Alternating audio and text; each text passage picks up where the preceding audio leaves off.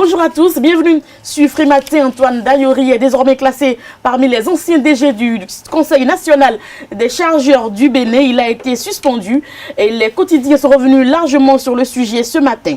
Alors Kader Achirou va nous présenter la une des journaux. Bonjour. Bonjour Nadège, oui, je vais vous présenter la une des journaux, notamment les journaux titrés pour la plupart sur la suspension du DG du CNCB, Antoine Dayori, et sur le lancement de la portabilité des numéros de téléphone mobile.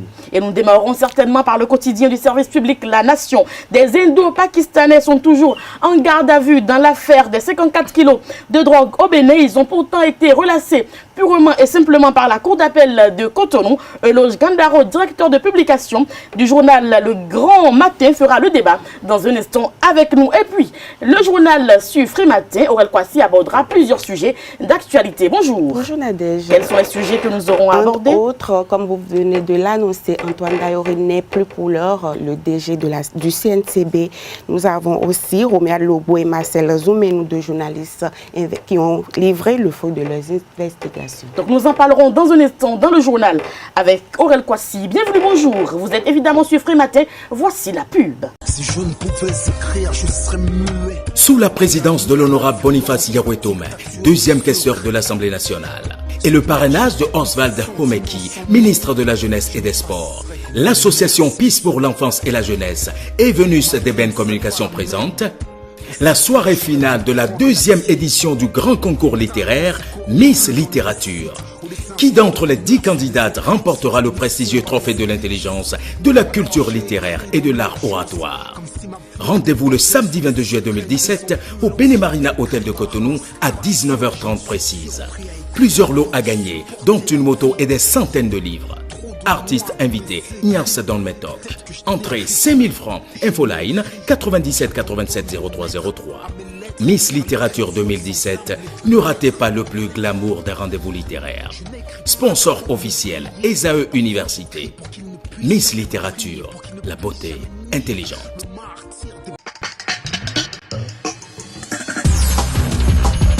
Kader Achirou est déjà installé, comme je vous l'annonçais, pour nous présenter la une des journaux. À nouveau, bonjour. À nouveau, bonjour. Bonjour, chers amis internautes.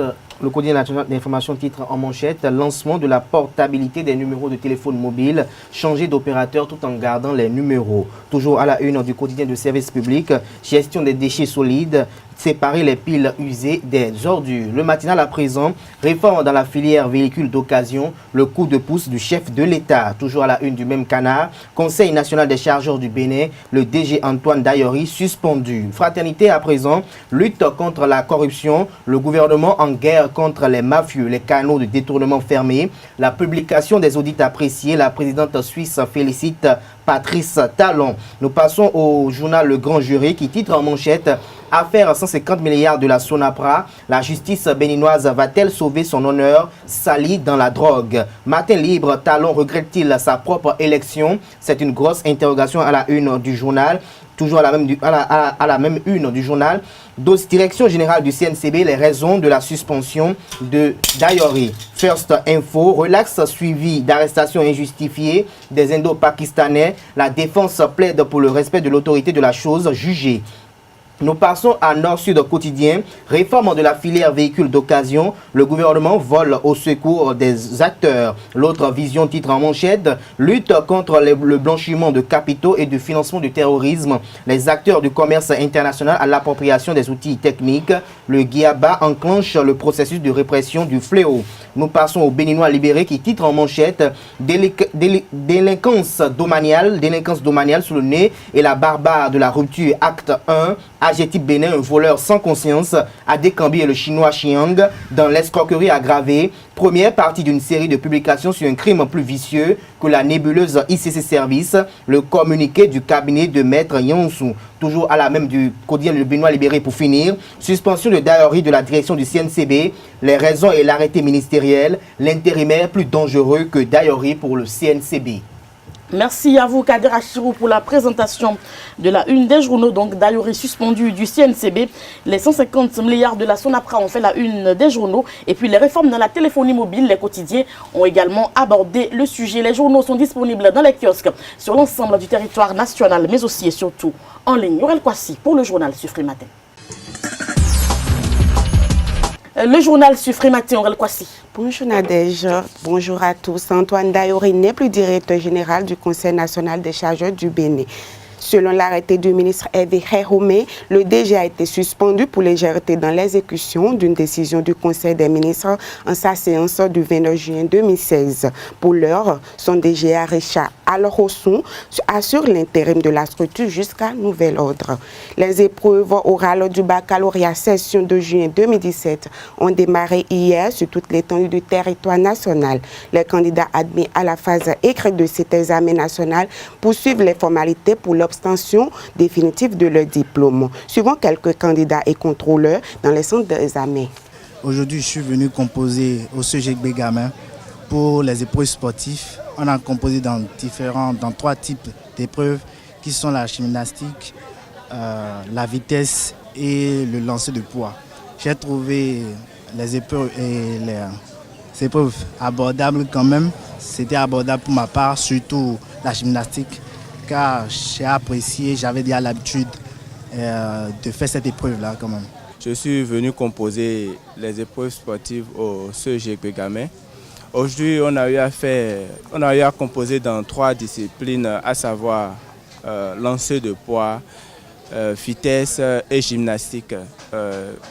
Le gymnastique, au fait, les amis ont trouvé ça un peu difficile, mais moi, c'était mon domaine où ça m'a beaucoup aidé. Et je suis fier de ça et je suis ravi. Aujourd'hui, à 7 h déjà, les candidats ont commencé le PS au CEG Gamin. Nous avions divisé le groupe en 2 grandes parties. Le matin, il y a la série A2, composée des jurys 249 à 258 qui ont composé le matin. Ce soir, 259 à 263 pour ce soir. Demain matin, ce serait pratiquement les retardataires, c'est-à-dire ceux qui ont composé en épreuve facultative de dessin ou de musique. Par rapport à cette année, l'épreuve de l'EPS est composée de 3 activités. La course de vitesse, le saut, le lancer de poids et la gymnastique. Par rapport au poids, les garçons lancent 5 kg, les filles 4 kg. À la course de vitesse, 100 mètres chez les garçons, 80 chez les filles. Et la gymnastique, c'est les candidats choisissent des éléments libres et composent leur mini-enchaînement. Et que tu as une matière à faire, je pense que les candidats du jeudi à ce lundi matin, certes ils ne connaissaient pas l'épreuve, mais on sent qu'ils ont le niveau. Ça veut dire que les professeurs de sport ont fait du bon travail dans les établissements, parce que tous ceux qui ont passé le matin ont affiché quand même une sérénité certaine. Il y a eu du travail derrière eux. Corruption dans les établissements privés d'enseignement supérieur au Bénin et achat, utilisation et crash de l'hélicoptère ABC, les dessous d'un scandale à multiples facettes, sont entre autres les 2 thèmes qui ont fait l'objet de profondes investigations dont les résultats ont été rendus publics vendredi dernier par le journaliste Roméa Lobo et Marcel Zoumenou à la Maison des médias de Cotonou, lesquels travaux s'inscrivent dans le cadre du projet pour des médias plus professionnels parrainé par Osiwa Reportage. Dans le cadre du projet pour des médias plus professionnels, 2 autres journalistes ont présenté les résultats de leurs enquêtes. Corruption dans les établissements privés d'enseignement supérieur au Bénin, c'est autour de ce thème que Roméa Lobo a effectué sa recherche. À travers son chef-d'œuvre, il a relevé les irrégularités qui s'observent dans nos EPS. Il ressort que de graves irrégularités et d'intolérables dysfonctionnements écorchent l'image du Bénin à travers le fonctionnement de ces établissements privés d'enseignement supérieur qui délivrent pourtant des diplômes jusqu'à la fameuse décision du gouvernement de réformer le secteur. À ce niveau, il est important de nuancer. Nous ne mettons pas tous les établissements privés d'enseignement supérieur dans le même panier. Il y en a certains qui font un travail exceptionnel, exemplaire, un travail formidable à saluer, mais parmi donc ces bons grains, nous en avons également trouvé d'ivraies. À chacune de ces étapes, on note un laisser-aller qui promeut la corruption. Nombre de ces EPS, entendez établissements privés d'enseignement supérieur au Bénin, ne sont pas en règle et ne respectent aucun des tests qui régissent les épaisses au Bénin. Romuald Zoumenou, quant à lui, s'est intéressé au dessous du scandale de l'achat et l'utilisation de l'hélicoptère. À l'issue de son enquête, il expose les raisons de l'achat de cet hélicoptère. Faire une enquête au Bénin où la culture du secret et du tout confidentiel est la chose la plus répandue n'est pas facile. Le faire sur un sujet qui concerne l'aviation, la gestion des fonds pétroliers et la sécurité est encore plus malaisée.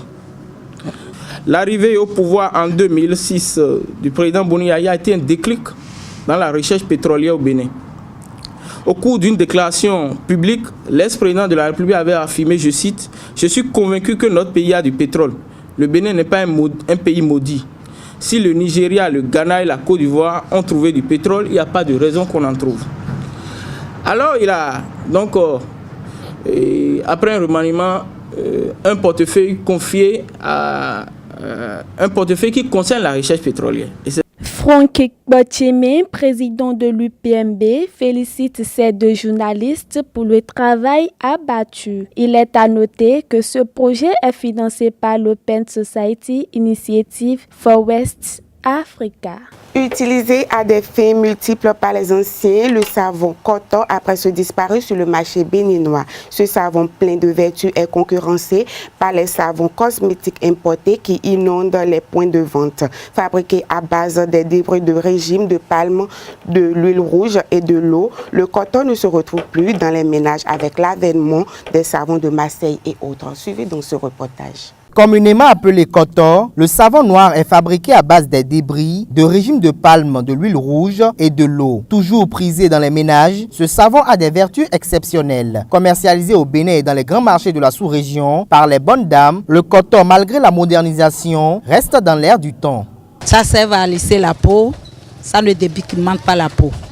Ça a plusieurs sortes de savon Ghana. Ici, vous avez le savon blanc, qui est fait à base de l'huile de coco au Ghana. C'est fait à l'état brut avec des soudes artisanales. Ces soudes artisanales consistent, comment on appelle, les feuilles mortes du cacao qui sont devenues soudes caustiques artisanales. C'est avec ça qu'ils préparent ce savon blanc. Vous avez ça là par exemple, ça là c'est au coton même du Ghana ça, qui est dans le papier. Ici, ce que vous avez qui est coupé là, c'est toujours le savon Ghana coupé en tranches. Ça, c'est fait à base du beurre de cacao. Voilà les 3 sortes de savon Ghana que vous avez pour le moment. Les vendeuses de ce secteur d'activité s'y introduisent par l'aide des microcrédits qui leur permet progressivement d'asseoir un fonds de commerce. Présent également sur leurs étalages, le coton d'origine ghanéenne est frappé par des taxes douanières. Mais son prix d'achat est à la bourse du béninois lambda. Ce savon naturel est souvent utilisé par les féticheurs et les tradithérapeutes compte tenu de son caractère pâteux. Et les savons parfumés d'autres sont allergiques au parfum. Et quand ils se lavent avec les savons parfumés, ils ont la grippe ou bien leur sinusite se déclenche. Alors que les savons Ghana n'ont pas de parfum. C'est naturel. Écoutez, le savon au coton, c'est un savon qui est à base, qui est mou. C'est comme un savon pâteux. Alors quand le guérisseur a une plante avec laquelle il veut mélanger son savon, il ne peut que s'approcher de ce savon. Et c'est tout. Tout le monde peut utiliser, même le coton naturel que nos grands-parents ont utilisé. Les féticheurs en prennent, comment on appelle, tout le monde se lave avec ça. Donc, ce n'est pas nécessairement pour les féticheurs, mais c'est pour tout le monde. Les vendeurs de ce savon vendent d'autres articles, à savoir savons et parfums d'origine togolaise. Tous ces savons n'ont qu'une spécificité qui n'est rien d'autre que de rendre la peau plus lisse et plus claire sans la dépigmenter. Lesquels savons constituent une part belle de ce que l'on pourrait appeler patrimoine culturel africain. Ainsi se referme ce journal Suffrage Matin. Merci de l'avoir suivi. Merci à vous, Rel Kwasi, pour la présentation. Prenez le rendez-vous avec la grande édition du journal Suez TV, prévue pour 19h. Restez donc fidèles à nos programmes. Voici le débat. Eloge Gandaro, bonjour. Bonjour. Vous êtes le directeur de publication du journal Le Grand Matin. Bienvenue sur Zawi TV. Merci. Et vous êtes avec Kader Achirou. Nous parlerons des Indo-Pakistanais qui sont toujours en garde à vue dans l'affaire des 54 kilos de drogue. Oui, merci. Ça peut nous paraître bizarre, surprenant qu'il y ait une décision de justice et que jusqu'à présent, les mises en cause continuent d'être gardées à vue. Il m'est toujours difficile de critiquer, de dénoncer des juges. Nous sommes dans un pays de droit et nous avons toujours prôné l'indépendance de la justice. Je crois que si en première instance, ils ont été condamnés, je crois bien, entre 5 ans et 10 ans de prison, une peine de 5 à 10 ans de prison, et qu'en deuxième instance, la Cour d'appel estime qu'il faut les relâcher, je pense qu'on n'a pas de raison de les garder encore en vue. Mais comme vous savez, la justice a toujours parfois ses raisons que nous autres, nous ne maîtrisons pas. Je ne suis pas juge, je n'ai pas la qualité d'un juge.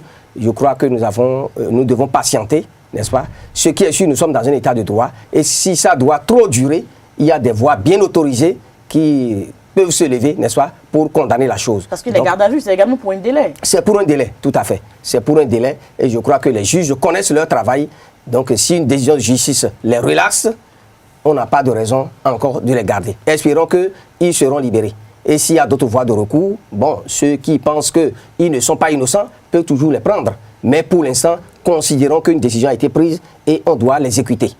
Et il faut respecter cette décision-là. Lorsque l'Ossortide se met en porte-à-faux face à cette décision de justice, qu'est-ce qu'il faut y croire? Qu'est-ce qu'il faut croire, Kader Achirou? D'abord, selon l'investigation, les investigations donnent le fruit comme quoi l'Ossortide garde les deux Pakistanais pour des raisons, c'est pas pour le même dossier. Ils ont été relaxés pour le dossier de 54 kg de drogue. Voilà. Maintenant, ils sont retenus pour un dossier de blanchiment d'argent qui impliquerait un député béninois qui s'investit beaucoup plus dans la commercialisation de produits pharmaceutiques au Bénin. Donc je pense que là, c'est encore un autre dossier. Donc c'est comme si, bon, on vous lâche, en fait, et un autre dossier vous rattrape à la porte, comme on appelle de la relaxe. Donc, c'est pas le même dossier. Est-ce qu'il y avait des actions qui avaient été menées pour ce dossier-là avant que cette affaire de relaxe ne soit prononcée? C'est vrai que c'était un dossier qui était au niveau quand même, tant au niveau de la DSLD qu'au niveau des différents organismes inter-États armés, pour faire des investigations beaucoup plus approfondies, pour savoir ce qui était dedans. Mais je pense que, par malchance, si on peut le dire ainsi, c'est qu'au soir, au jour où on délivrait quand même la relaxe, que, comme on appelle les investigations, portaient les fruits, comme quoi il fallait vraiment, on avait assez de substance pour prendre quand même les intéressés, pour aller les interroger. Mais là où moi, mon inquiétude se pose, c'est de savoir est-ce que l'Ossortide est habilité à traiter les questions relatives, comme on appelle, au dossier de blanchiment d'argent. Est-ce que c'est l'Ossortide qui s'en charge? Parce que pour la plupart du temps, on a vu l'Ossortide se charger que des questions liées au trafic de drogue et de stupéfiants. Alors, est-ce qu'aujourd'hui, nous pouvons dire que l'Ossortide est habilité aujourd'hui en tant que service de la police compétente pour traiter des questions de drogue? C'est là le vrai point d'interrogation qui est là et on se pose la question de savoir ce qui se passe. On dit que dans l'affaire, il y a un député qui est impliqué. C'est-à-dire que les prochains jours, si réellement l'affaire est bien fondée, c'est-à-dire qu'on va assister à un autre feuilleton au niveau du Parlement en ce qui concerne la levée de l'immunité parlementaire. Donc c'est pour ma part ce que je vois. Et je pense que nous sommes dans un état de droit, comme on l'a dit déjà. La justice va trancher et je pense qu'à ce niveau, même s'il y a vraiment un dossier de blanchiment d'argent et que le dossier est vraiment constitué, ça ira devant les juridictions compétentes qui vont également trancher pour qu'on sache réellement s'il y a lieu ou pas. Alors, Eloge Gandaro, affaire de drogue au port autonome de Cotonou, c'est revenu plusieurs fois. Est-ce que vous ne pensez pas que ça a eu le temps quand même de décrédibiliser un peu notre port? Mais tout à fait, on ne peut pas le nier. C'est un peu dommage parce que ça fait plusieurs affaires de drogue déjà au port autonome de Cotonou. Et vous savez, nous sommes suivis aussi à l'international. Ça ne donne pas une bonne image à notre pays. Parce que, qu'on le veuille ou non, mais petit à petit, nous deviendrons, ou déjà certains pensent que nous sommes une plaque tournante de la drogue. Alors là, ce n'est pas une bonne renommée. Parce que là, ça va nous porter beaucoup d'atteintes au plan international. Parce que lorsque la renommée est partie de façon internationale, c'est compliqué de rattraper après. C'est difficile, puisque aujourd'hui, quand nous disons nous sommes un pays de droit, nous prenons la démocratie, on ne doit pas vraiment continuer de croire que le Bénin est là où on a la facilité de faire passer la drogue et où on n'est pas puni. N'est-ce pas? C'est grave. C'est lorsque nous allons donner la confiance aux investisseurs. Les investisseurs, les partenaires vont comprendre que voilà un pays où on peut investir sans à l'avenir compromettre nos intérêts qui viendront ici. Mais lorsque tout le temps on parle de la drogue au Bénin, vraiment ça va porter une atteinte à nos ambitions et à tout ce que nous attendons pour le développement du Bénin. Donc il va falloir poursuivre la lutte, n'est-ce pas?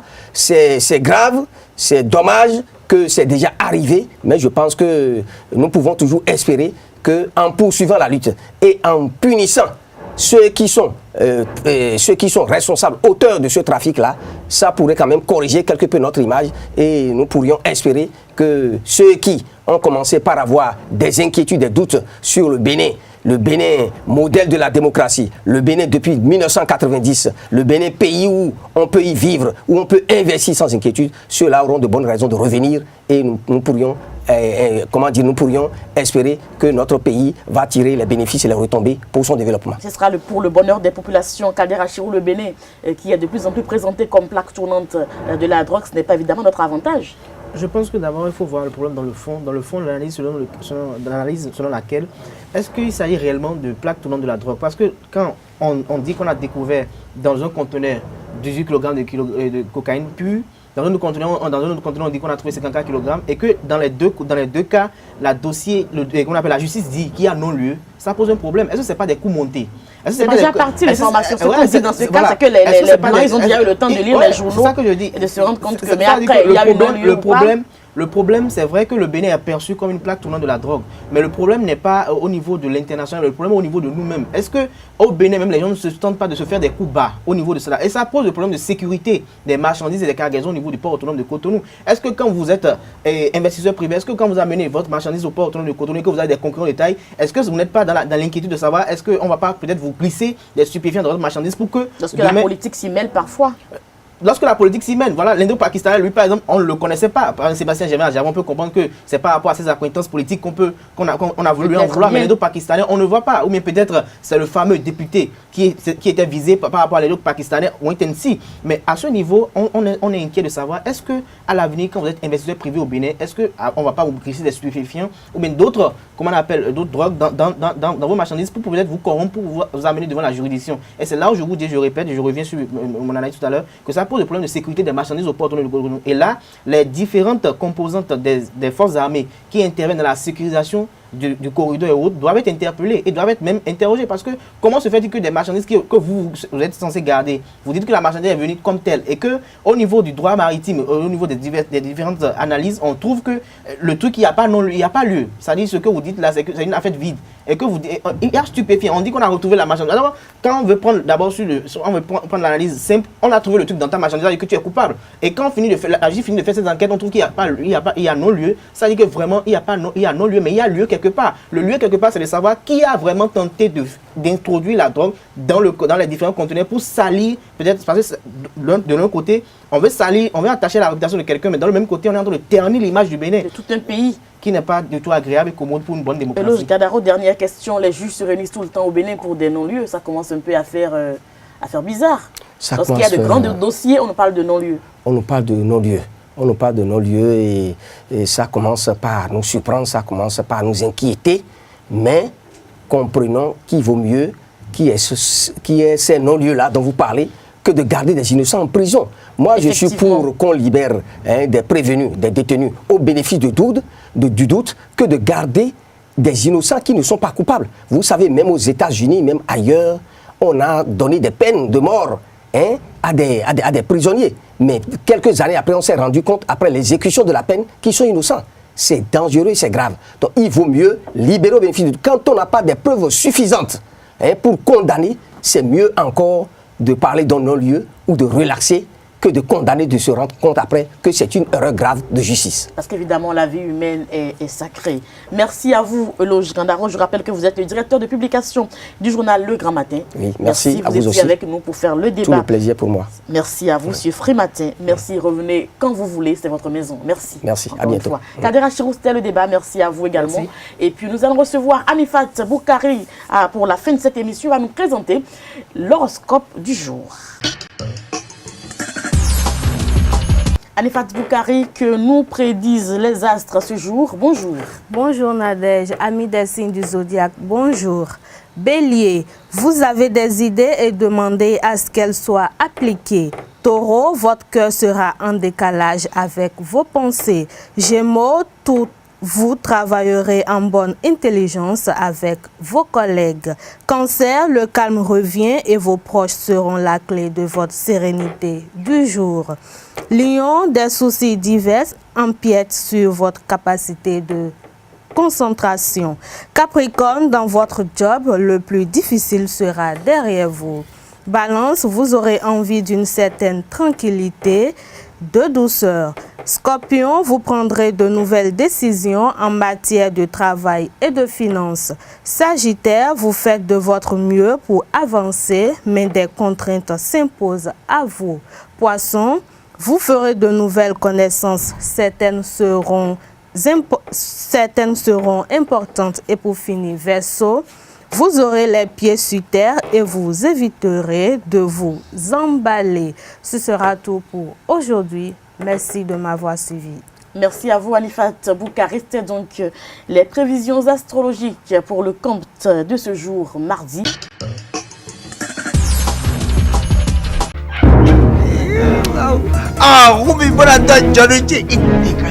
Suspense.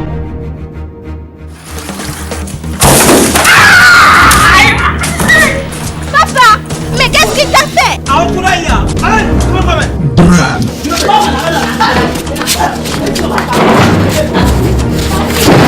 Action, humour, tout ceci est au rendez-vous dans ce nouveau film, La Cour de Bazar.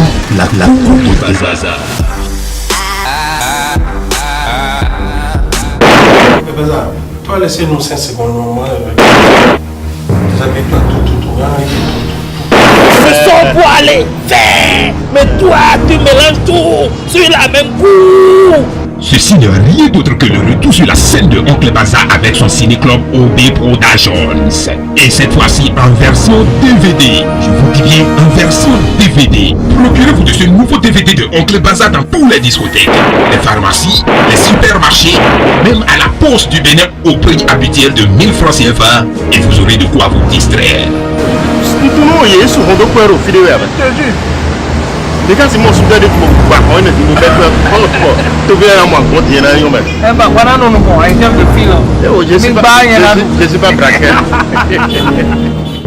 Merci à tous pour l'attention. Prenez le rendez-vous avec la grande édition du journal sur Ezaoui TV. Ce sera à partir de 19h. Portez-vous bien et à demain pour un autre numéro du Frais Matin.